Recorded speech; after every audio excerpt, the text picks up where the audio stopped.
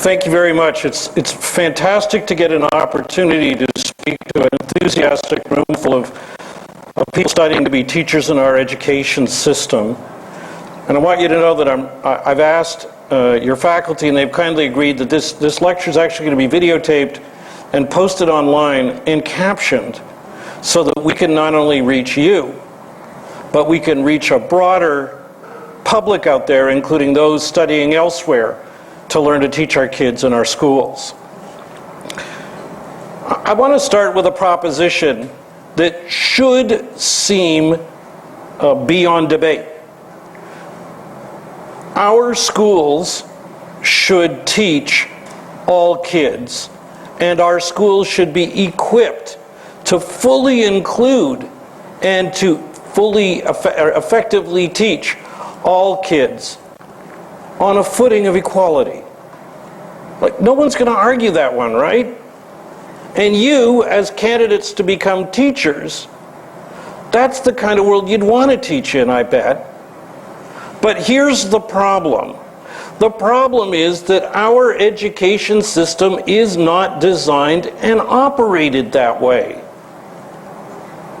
And that's wrong. And we got to do something about it. And you are in a unique position to lead it. Let me begin by telling you what the problem is. Let me tell you why our law says that that problem shouldn't exist. Let me tell you what's on the horizon of how to fix it. But then let me tell you why you are in a special position to make a huge difference. And then let me give you some action tips on what you can do. Now, in doing this, let me just tell you a little bit about me. I'm totally blind. I was partially sighted as a kid when I was in school. I lost my remaining vision when I was at this university studying law.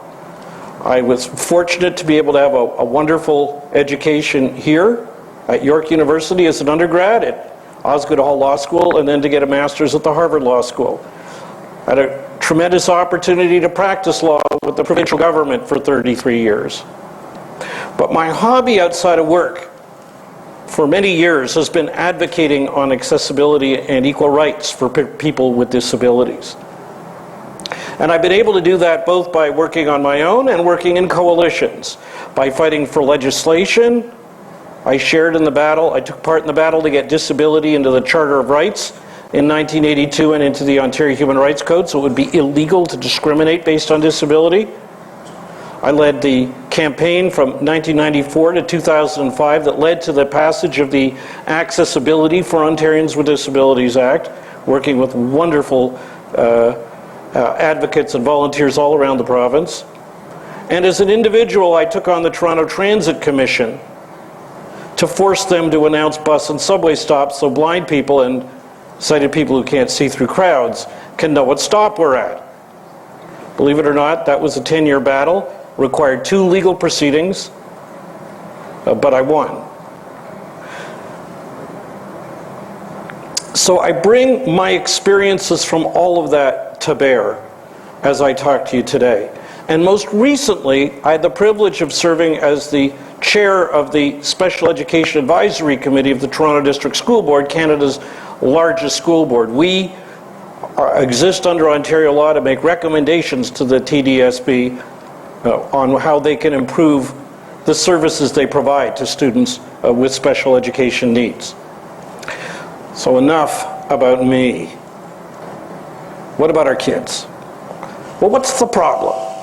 Well, the problem, it's a big one.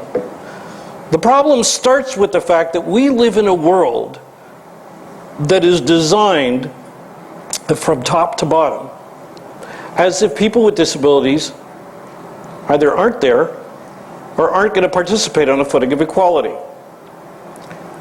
Our buildings, our public transit, our workplaces, our stores, our colleges, our universities, and indeed our schools are all designed historically on that basis.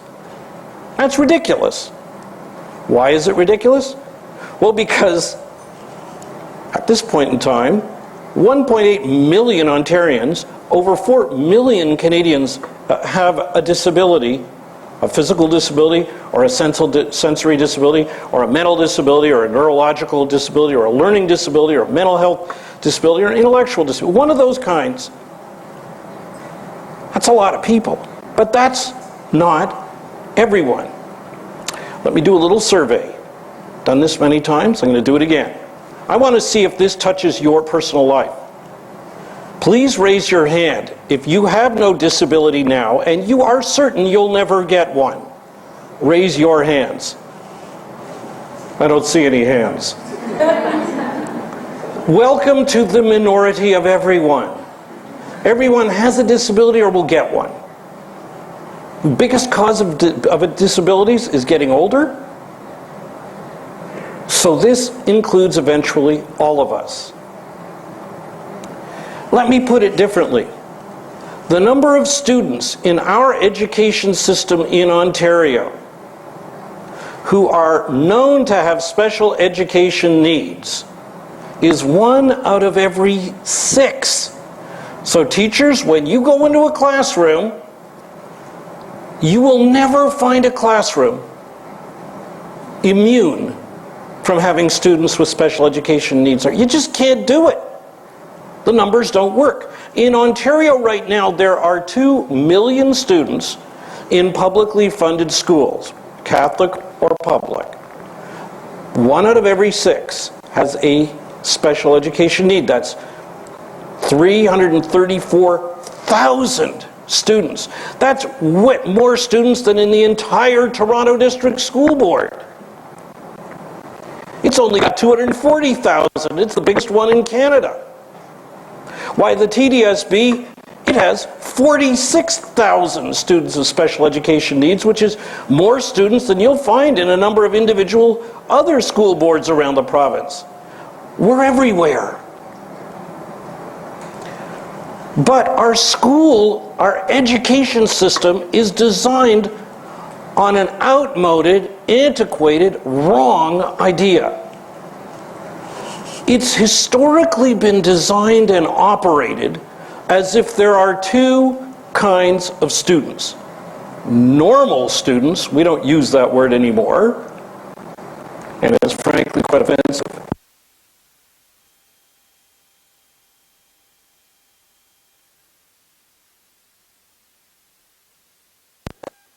You're not normal. And in that category of exceptional pupils, the non-normal students, that includes kids with disabilities, or at least certain identified ones, and gifted kids. And of course, gifted kids can also have disabilities. But the whole premise of our education system historically is that it is designed to serve what we used to call normal students. What do I mean? I mean the buildings were built for them. That's why in the year 2016, our Special Education Advisory Committee was told by the Toronto District School Board that of its 550 schools, the number at the start of last year that were accessible, physically accessible, 85. That's outrageous. But it's not unusual. Not just the buildings, the curriculum,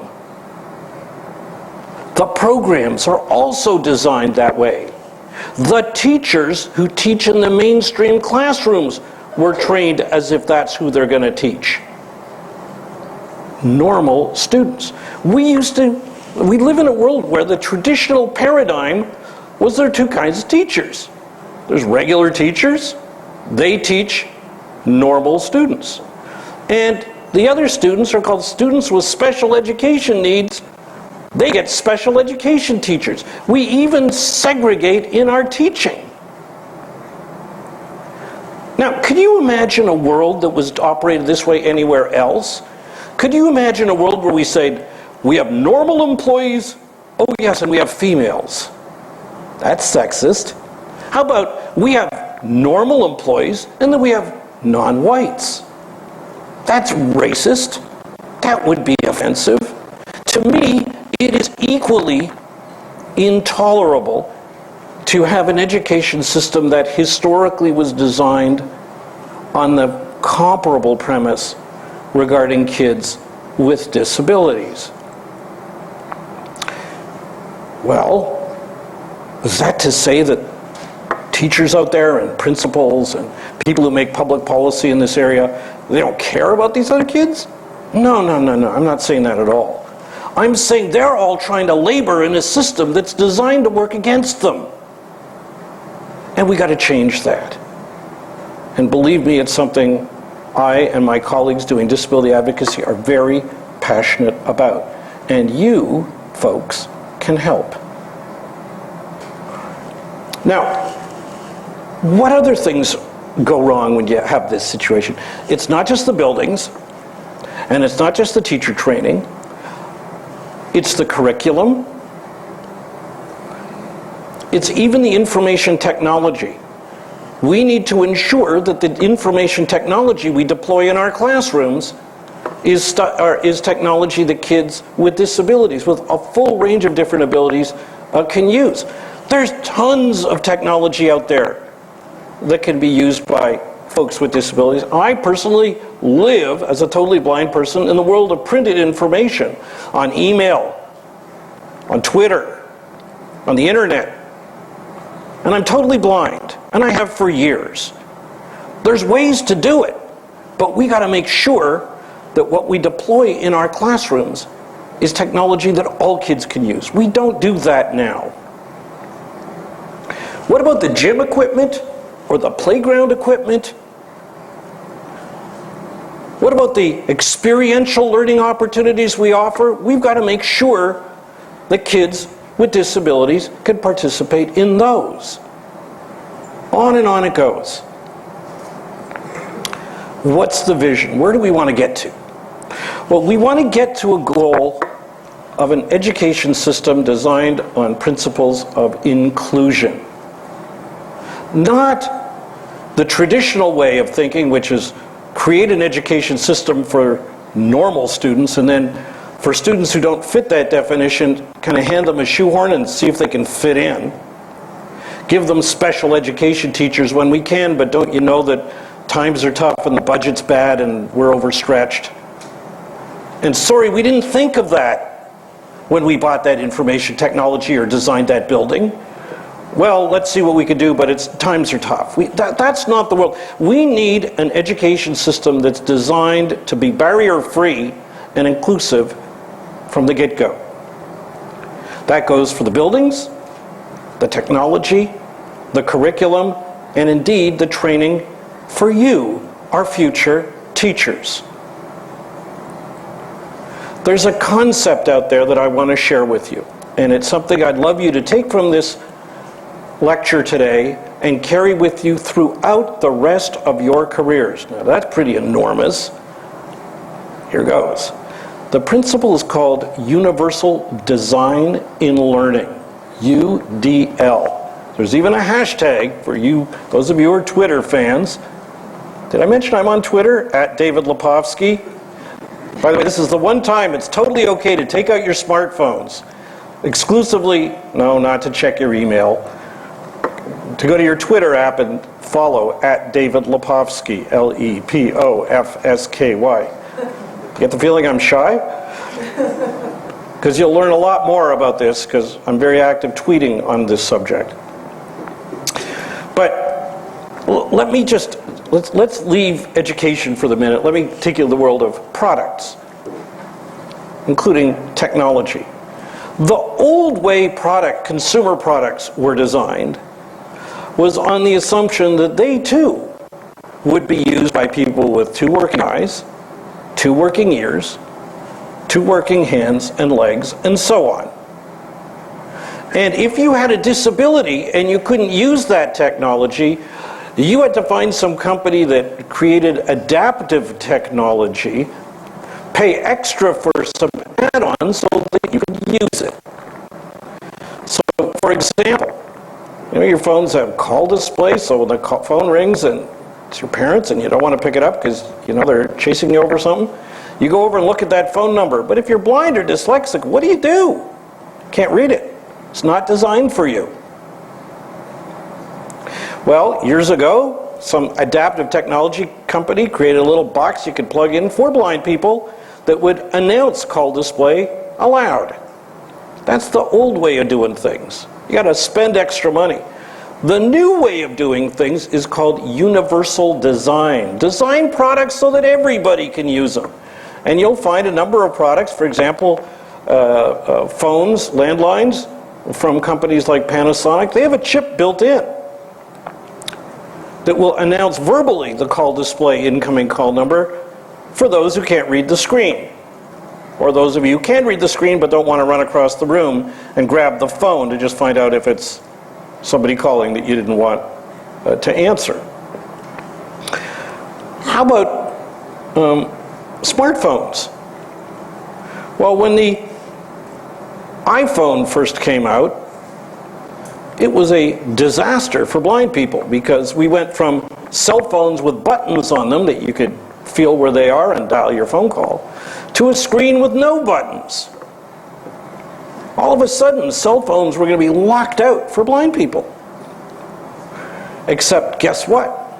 Apple went from the old world, designed with barriers, and let you guys go figure it out later, to the world of universal design. And in fact, Apple became a world leader, corporate leader in universal design. Every Apple product, including the iPhone on my hip, has built in the option of accessibility features. You don't pay extra for it. You don't have to go to an adaptive technology company. It comes with the product. You go into settings, you go to general, you go to accessibility, you tap voiceover, and your phone speaks. I'm not talking Siri. I'm saying that as I flick my finger across the screen, it's reading the text on the screen. That's called universal design. Designing products so that everybody can use them. That's the modern way of thinking. The way our education system has operated historically has been on the old way of thinking. Design it for so-called normal students, and then we got to worry about special add-ons later. We're going to call these students with special needs. The term is pejorative, by the way, and frankly offensive. And we're going to give them special education by special education teachers. Well, the modern way of thinking is to take principles of universal design and transfer those to how we run our education system. It's called universal design in learning. Let's make sure the buildings we can get into are ones that all kids can get into. That'll help you also if you are an adult teacher acquires a disability or has one already, so you can teach in any building, and parents and grandparents with disabilities can get in to see school plays and stuff like that. But UDL is about more than buildings. It's about how we plan and deliver our classes. It's about making sure that the materials we give our students to read, and the software they use, and the lesson plans we write, and the ways we evaluate them are designed to accommodate students who learn in different ways. It's the answer to the question I posed at the start, which is achieving an education system designed to teach all kids, and not by having to segregate kids who don't fit into that normal paradigm. So let me talk to you a little bit about segregation before I leave the vision of inclusion. Inclusion for students with disabilities is not just about the physical place we plunk the student. It's not about you, if you're a regular classroom teacher in a regular classroom, suddenly having a student with vision loss or autism or an intellectual disability or whatever it may be, and just dropping them into your class saying, sink or swim, kid, and turning to you, the teacher, saying, well, figure it out. That's not inclusion. It's not where the kid physically is. It's where the kid is given proper supports. It's putting the child in that classroom, but with the needed supports to ensure that they can learn. And that requires two things. It requires first taken a close look at that classroom and making sure it's a barrier-free classroom, physically, digitally, and so on, in terms of curriculum and all that, so that they face fewer barriers. And then if they do need accommodations and supports, we ensure that we provide them. So it's not all about sink or swim in a world that's not designed for you, but thrive in a world that is designed for you. Now, does that mean that there will be not a single child in Ontario who will ever learn ever in a segregated setting? By the way, the education bureaucrats create these gentle terms like congregated settings. Sounds like a church or a synagogue or a mosque. It's called segregation, folks. No, there will be times for some kids, but I hope not as much as has gone on in the past. Let me go back to giving you some numbers. The figures that I've received from the Ministry of Education in Ontario is that of those 334,000 kids with special education needs, across Ontario, 85% of them are educated in a mainstream or regular classroom setting at least more than half of the day. Only 15% are segregated more than half the day.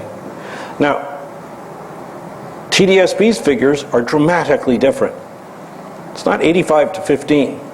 It's 50-50. TDSB is far more segregated in its treatment of kids with special education needs than the province as a whole. And we don't have a reason as to why. Now, that's not to say that province-wide, every one of those 85 kids in that 85%, that they're not only placed in a regular classroom for more than half a day, but that they're properly supported as well. We don't know that. And we don't know how many of the students at TDSB who are segregated could effectively learn in a regular classroom if given the appropriate supports. We don't know anything, so it's not just a numbers game.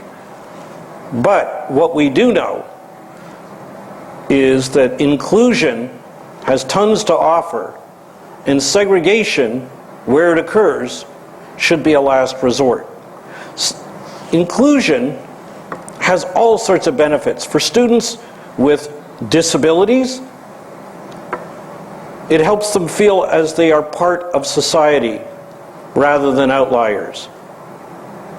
It helps them build social relationships with their peers. For students without disabilities, it helps them grow up, unlike my generation and the generations before it. It helps them grow up seeing people with disabilities from kindergarten on up as having a rightful place in the mainstream. The kids who go to school, kids without disabilities who go to school with peers with disabilities, are the employers of tomorrow who are going to be more willing to hire employees with disabilities. It's pretty serious stuff. And unemployment for people with disabilities is right now pretty bad. Let me quote David Onley, former Lieutenant Governor of Ontario, now the Ontario government's special advisor on accessibility. He has said that the unemployment rate facing people with disabilities in Canada is not only a national crisis, it's a national shame. Inclusion is an early stage start at trying to change that. So, I'm a part-time law professor, so forgive me, I got to do a little law here. Let me just spend a couple of minutes on law. That's as much as you're going to need. Let me first tell you what rights kids with disabilities have. And then let me tell you, under the Charter of Rights and the Human Rights Code.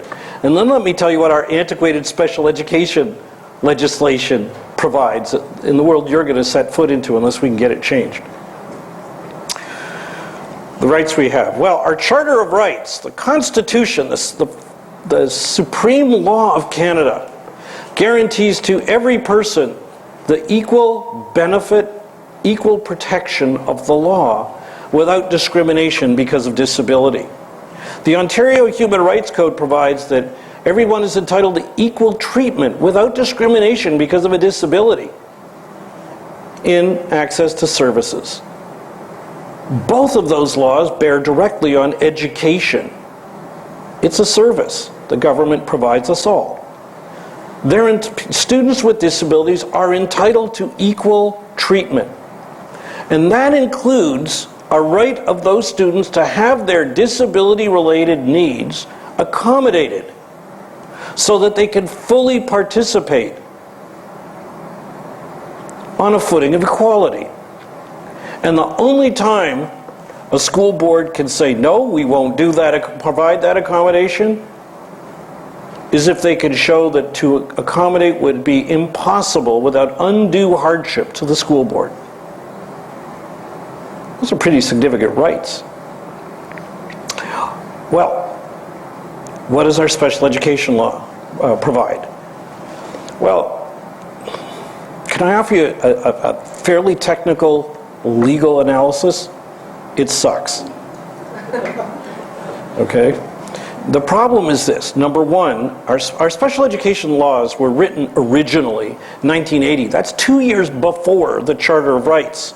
And the Human Rights Code extended these rights to people with disabilities. And it sure feels like it. First, the definition of exceptionality in our special education laws. You have to have an exceptionality or you don't get into the special ed system. You don't get any of the rights, limited as they may be. Well, that definition doesn't include all disabilities. The Human Rights Code and the Charter of Rights give rights to equality in education to students with any kind of disability. Our special education laws only extend to those which are identified in this outdated definition of exceptionality. Who's left out? Well, a classic example, and this is ridiculous, like seriously ridiculous, students with mental health needs. The only exceptionality that would cover that is called behavioral. So if you got a mental health condition that makes you a behavior problem, okay, now you're covered by your special ed laws, but until then, nope. Now that's not to say teachers and principals and school boards don't want to meet the needs of students with mental health needs. I'm not saying that at all. But it does say that the law that they're working under is so antiquated that they have to work outside that law. Now, before I tell you a little more, and I'm going to do this really briefly about the special education laws, I got to just stop for a minute and say, hey, before I tell you how it is designed, how would you deal with a kid, a student, who comes to a school board? How should you? If they've got a disability and it may affect what accommodations or supports they need in the school. Well, let me suggest to you that a sensible approach would be to first say, okay, work with the family and find out what are the child's learning needs and supports that they're going to require. And then say, okay, well, if those are the supports we're going to require, let's figure out the place where we are best able to deliver them with a priority on inclusion in the least restrictive environment. Does that make sense? First figure out the needs, then figure out what the supports are, and then figure out where we're going to place them so they get those supports. It's not the way we do it. What we do in our legislation is first decide on where we're going to place the student, and then after we place them there, we then figure out what supports we're going to be able to give them there. I'm not making this up. This is the way the law works. It's where you're going to be living until and unless we can fix it. So under our legislation, parents are entitled to a hearing before a school board committee called an Identification and Placement Review Committee, IPRC. And there they go to decide on the child's placement, but not the services or programs they'll get at that placement. The IPRC, which is a school board committee, can make recommendations about those, but nobody has to follow them. They're not binding. So first we decide placement, and then once we get them there, then we'll figure out what program or services. Well, placement without program or services is a hollow, inadequate provision. We should be deciding it all together. After the placement is determined, and parents can appeal the placement, but not program or services, under the special education legislation. There's some case law that sort of says maybe you can start getting into some program or services, but it's all up in the air. And you try to find a clear explanation of where placement ends and program and services are, and good luck. I mean, it's only been on the law since about 1980 or 82. It's not like they haven't had time to figure it out. But it's still a mess. But then, once the child is placed where they're going to be placed, whether in a segregated setting or a regular classroom setting, then the school board determines what supports or services they're going to provide. And that's done through a very helpful document called an Individual Education Plan, or IEP. And this is a good idea. We stole this one from the US. It's where the school board is supposed to sit down with the family and work out what they're going to provide, what the specific needs are and what they're going to provide. The problem is, under the special education law, there's a duty to consult the family, but it's not specified how. And once the consultation is done, the school board can do whatever they want. If the family's not satisfied, or if the school board doesn't live up to what they were promised in the IEP, there's no right of appeal. There's nowhere to go under the legislation.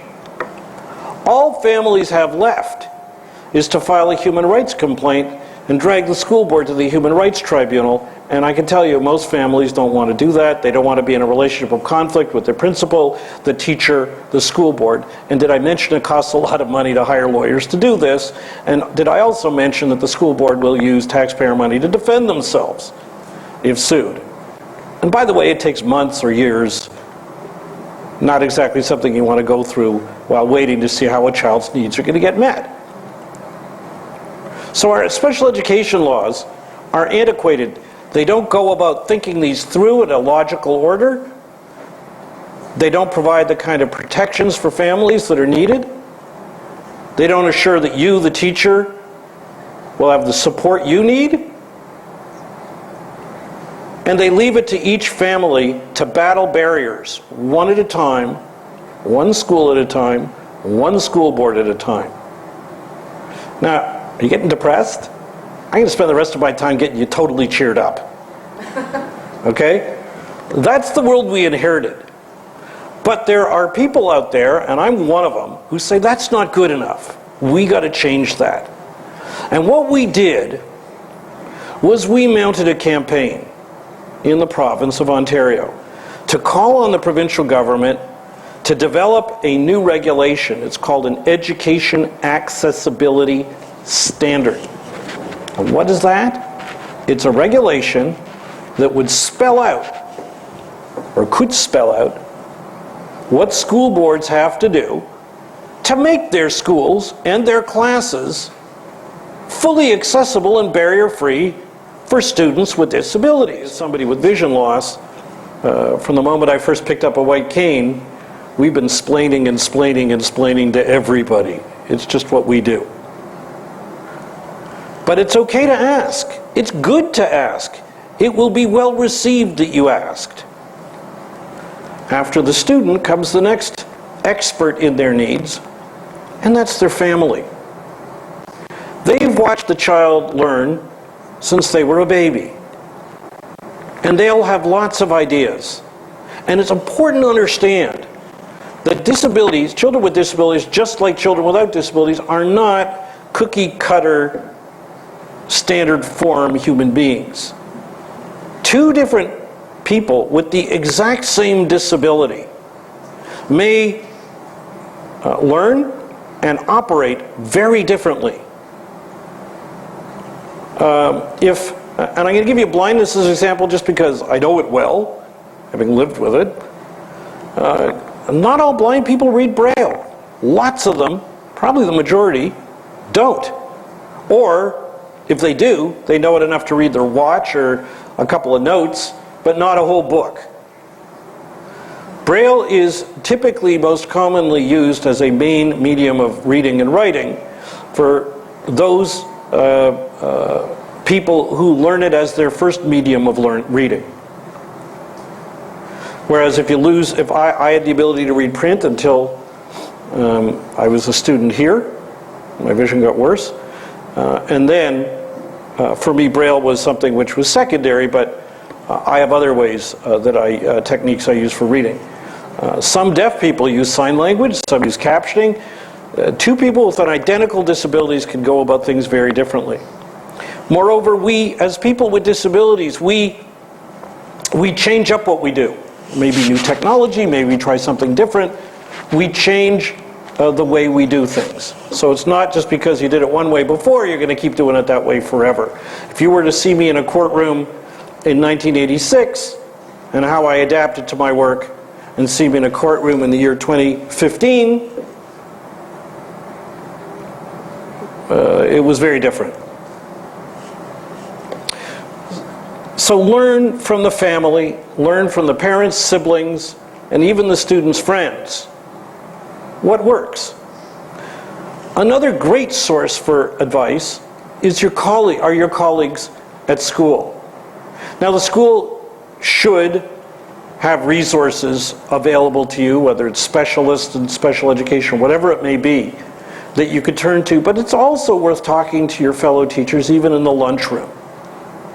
Because they may have either had the same issue come up in some of their teaching experience, or dealt with something maybe at a different disability or a different learning area, but they tried something and it worked anyway. Another tip, turn as a wonderful resource to your students, the other students in the classroom. They can either be a barrier to inclusion or the liberators of inclusion. If students in the classroom don't know,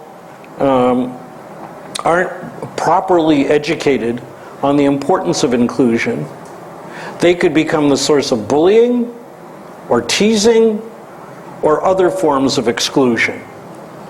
On the other hand, heck, you're teachers, right? Teach them and engage them and make your classroom a welcoming environment even among the other students for the child's inclusion. I will tell you that both when I was a student in school and later when I was a counselor at summer camp, one of the coolest things got to be who gets to guide David. They lined up for who got to guide David. Okay, I mean there's ways, and there are all sorts of stories. If there's a deaf child teaching the other students sign language, they love it. They're out in the baseball field, they're signing plays to each other that nobody else in the field knows. They're telling secrets in front of their parents. They've learned another language. Isn't that cool? And they could go on to be employers who, if a deaf person comes in for a job, isn't going to say, oh my God, what are we going to do? It's going to say, heck, I've been dealing with this since I was in grade 1. Use this as a tremendous teachable moment, teachable opportunity. Kids are great at this. I've seen this over and over. It is way easier to educate kids to be accepting and to treat people with disabilities on a footing of equality, not charity and pity. It is way easier to teach kids than adults. Believe me, I know. You are in a unique position to turn those other students into allies in this exercise. And they will benefit from it as much as a student with a disability will benefit. So, is that it? Am I done? Nope. Then turn to the internet. Get on the internet. If you're on Twitter, do a search, track the search term #UDL. There's a ton of resources out there. There's incredible work out there on this. I'm not a specialist in it, I'm kind of a disability rights generalist, general practitioner. Though this is, as you may have sort of figured out, kind of a passion of mine. But get on the internet and do searches on universal design and learning. Start learning about it. If you've got a student, I'm going to tell you, as a practical matter, with the statistics of 85% in the mainstream classroom, in the regular classroom, for at least half a day, what that means is two things. Number one, you will have students with disabilities in your classes. You may not know it at first, may not expect it, but you will. Even if you don't become a special education teacher and don't teach in a segregated setting. And second, I'm going to gamble that much, if not most of the FaceTime, I don't mean the Apple FaceTime, the FaceTime that students with disabilities get with teachers in their education will be regular classroom teachers, not special education teachers. Get out there and find resources. Again, vision loss, I talk about it a lot because I know it. What if you get a kid who's visually impaired in a gym class? Well, guess what? There's a fabulous scholar in kinesiology at State University of New York, I believe it is, at Brockport, I think it is, near Buffalo, named Lauren Lieberman. And she's written a whole book for gym teachers on how to include kids with vision loss in the gym class. Well, if you become a gym teacher, you get one of these, you got a kid with vision loss, there's a whole book for you.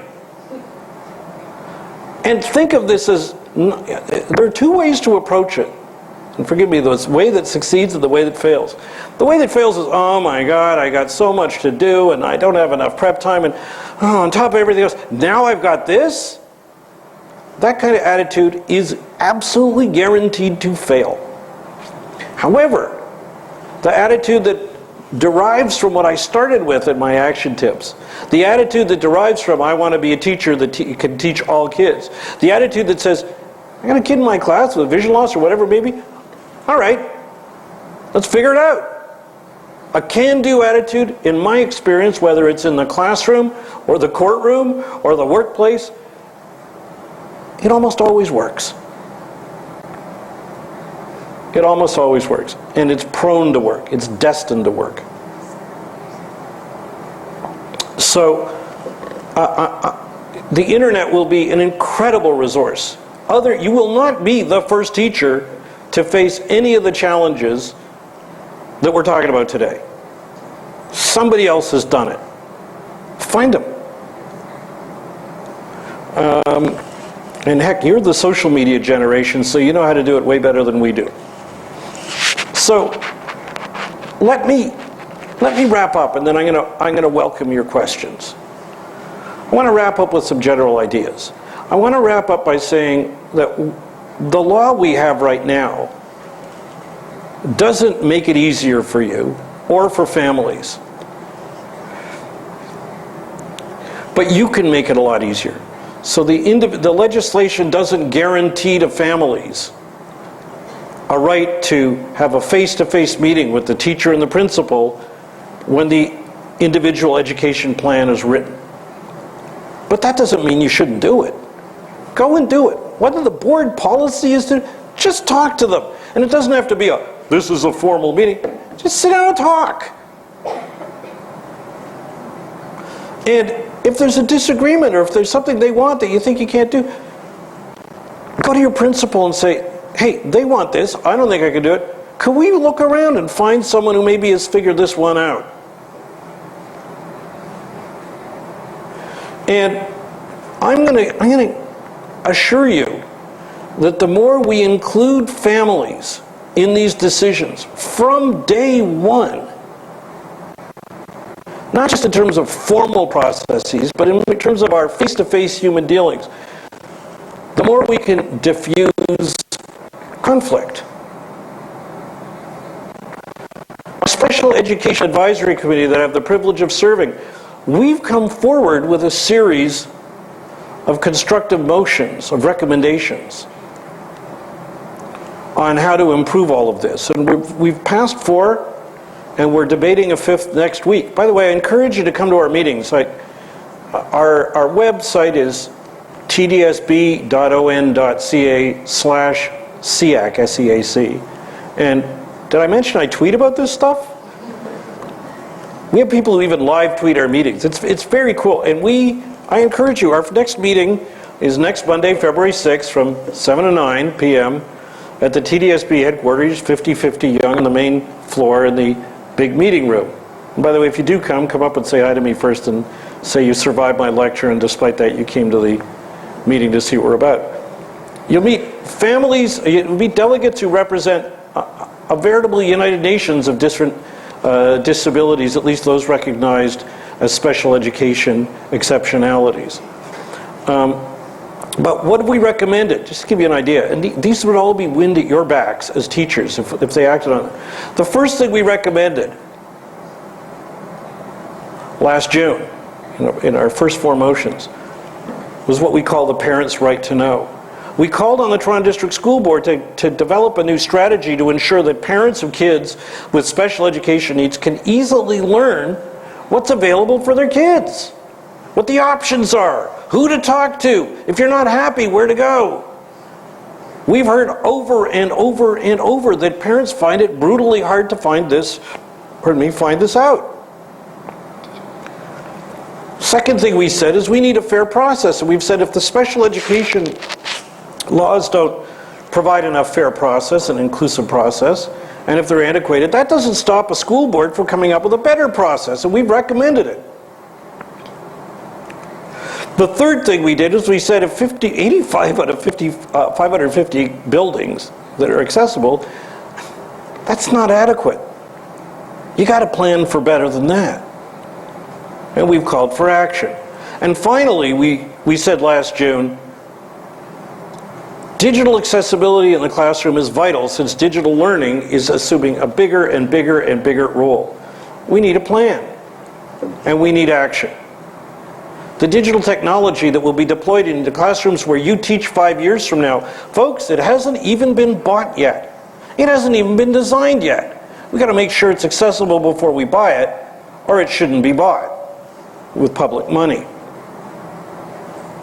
And the fifth motion, which we'll be debating next week, and we've been working on for months, the school board, to its credit, in Toronto is working on a new inclusion strategy. They know they got to fix things, because 50% segregation rate is just not good, not acceptable in 2016. So we're coming up with comprehensive recommendations of how they could do that. And we're not settled on it yet. We've been working it through. I think you'd find it interesting. But these are all things that we're working on at the Special Education Advisory Committee in Toronto, but they're all things that are potential bedrocks on which the new promised education accessibility standard could be built. So I want you to see yourselves in this world where there's discussion of how to improve things, that you're the first generation of teachers who could come out of Teachers College knowing more about this than any generation of teachers before you. Rather than being the least knowledgeable, having to learn everything from scratch, yeah, you'll have a lot to learn in your first years of teaching, but you could come in better equipped than any before if you learn about this now, demand it of your professors, and go out and learn it yourself. And commit yourself to act on this from the first day you walk into a classroom. You will be in the best position to change things, even though you're the newest on the block. Seems pretty counterintuitive, but it's absolutely true.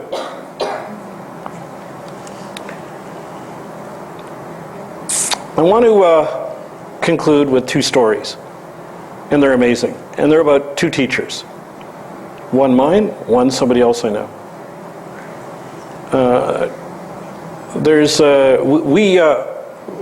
One of the exciting things that's going on in Canada right now is we got an accessibility law passed in Ontario back in 2005. But in the 2015 election, we got Justin Trudeau, as well as some other the political parties, to promise a Canadians with Disabilities Act.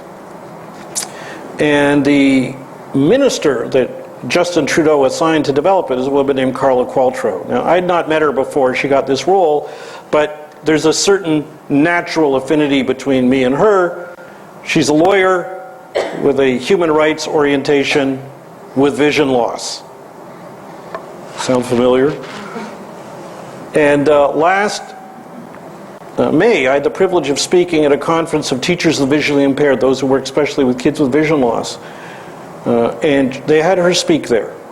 She got up at the microphone, so she's talking in BC, where she's from, to a bunch of teachers who work with kids with vision loss, and she's low vision, and she got up and made this wonderful speech about the amazing teacher who worked with her, teacher of the visually impaired, or TVI, back when she was a kid, and how she remembered when she was 7, the first time she met her, and how this teacher changed her life, made all the difference. And now she's a cabinet minister, and she's a Paralympian, and she's leading this legislation. She said, I only wish I'd been able to thank that teacher.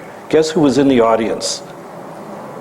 It was, I mean, this is a serious tearjerker. We were all, it was amazing. Now I'm going to tell you about one of my teachers, and I wish I'd thanked him. I don't even know if he's still alive or where he is. His name was Barry Arnsdorf. When I was in grade 8, I could read well enough to hold books up to my nose and read print, but as my vision got worse, I couldn't any that well or any longer. But the way I got through math was that my math teacher in grade 10 and 11, Barry Arnsdorf, I remember his name. This is from like 1971, 72, 73. He just came every morning in class, sat up front, got in at 8:30, and with a magic marker, wrote out all my math assignments in huge letters. He did the work, I got the A's. And for me, this was just, and nobody was telling about legislation. In fact, he ended up coming to me at the end of grade 11 saying he wanted to let me know he unfortunately wouldn't be teaching there anymore. I guess he didn't have seniority or whatever happened. I was devastated. Here's a guy who went out of his way for me. But he made a huge difference in my ability to keep my grades up and get to where I've gotten today. I don't know, if he's around, he might still remember me, I don't know, but he wouldn't have any idea that I'd be in front of a bunch of future teachers telling what a difference he made in my life over 40 years ago. You'll be able to touch people just like he did for me, and just like Carla's teacher did for her. They're going to be there. You won't know at the time. You won't know beforehand, and you might not know after.